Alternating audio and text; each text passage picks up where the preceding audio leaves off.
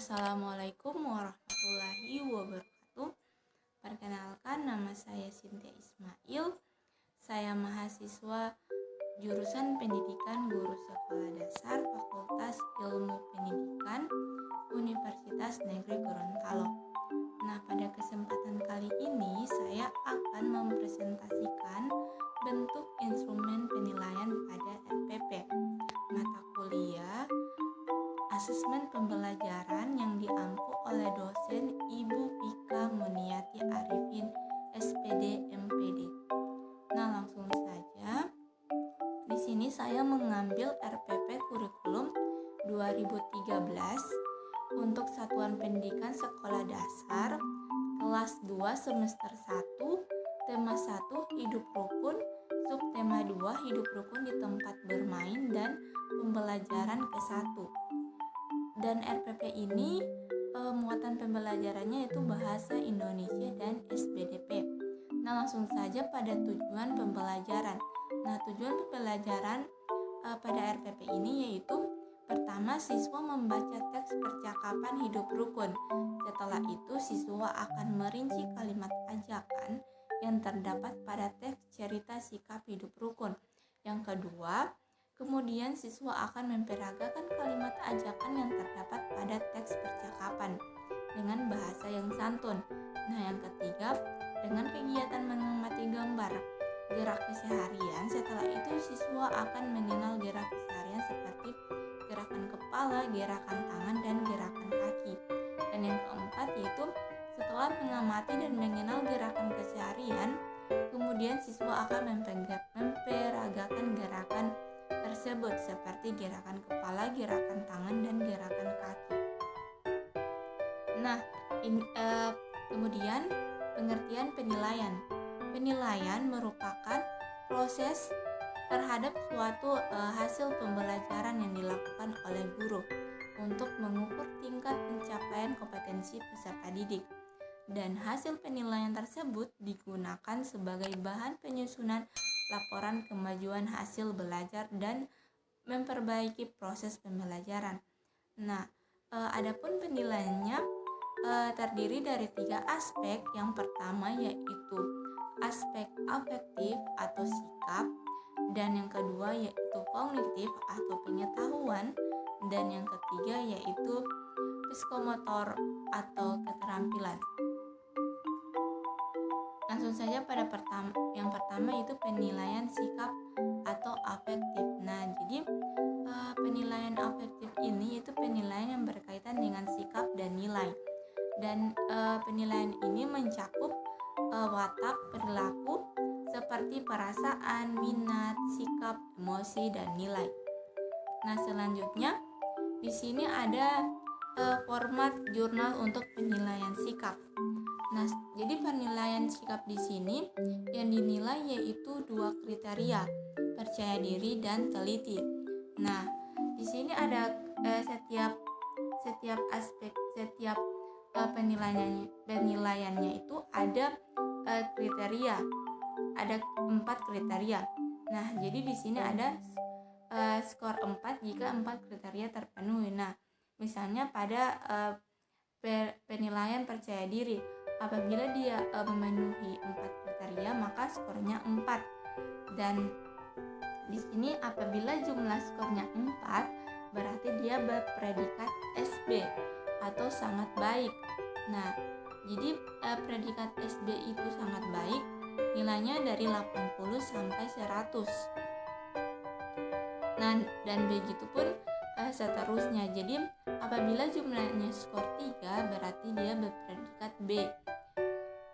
Dan apabila jumlah skornya 2 berpredikat C, dan apabila jumlah skornya 1 berpredikat K. Nah, jadi di sini ada predikatnya. Sangat SB atau sangat baik itu nilainya 80 sampai 100, dan B atau baik itu nilainya 70 sampai 79, dan C atau cukup nilainya 60 sampai 69, dan kurang itu nilainya kurang dari 60. Nah, lanjut pada penilaian pengetahuan atau kognitif. Jadi penilaian pengetahuan atau kognitif itu penilaian yang mencakup kegiatan mental atau yang berhubungan dengan otak. Nah, jadi penilaian kognitif ini berhubungan dengan kemampuan berpikir seperti menghafal, memahami, mengaplikasikan, menganalisis, mensintesis, dan kemampuan mengevaluasi. Nah, adapun di sini contoh dari penilaian pengetahuan kognitif. Nah, di sini ada 5 soal dan kriteria dari penilaiannya. Nah, jadi di sini ada 5 soal dan skor maksimal dari soal ini yaitu 10. Jadi setiap satu soal itu berbobot nilai 2. Nah, seperti di sini kriteria penilaiannya itu jika menjawab dengan benar itu skornya 2, jika menjawab namun kurang tepat skornya 1, dan jika tidak menjawab sama sekali skornya 0. Nah, jadi jika seorang siswa ia dapat menjawab benar semua 5 benar, jadi setiap nomor itu skornya 2. Jadi 5 kali 2 itu 10. Nah, jadi skor perolehannya itu 10 dan skor maksimalnya juga pun 10. Nah, jadi 10 bahagi 10 itu 1 dan dikali 100 itu hasilnya 100 ya. Jadi nilai akhirnya yaitu 100. Selanjutnya ada penilaian keterampilan atau psikomotor. Nah, penilaian keterampilan atau psikomotor yaitu penilaian yang dilakukan untuk mengukur kemampuan peserta didik dalam menerapkan pengetahuan dalam melakukan tugas tertentu sesuai dengan indikator pencapaian kompetensi. Dan di sini ada penilaian keterampilan psikomotor. Nah, di sini yang dinilai yaitu penilaian memperagakan kalimat ajakan berdasarkan teks percakapan. Nah, penilaiannya seperti yang dinilai di sini yaitu aspek jika siswa dapat memperagakan kalimat ajakan dengan memperhatikan lafal dan intonasi yang tepat.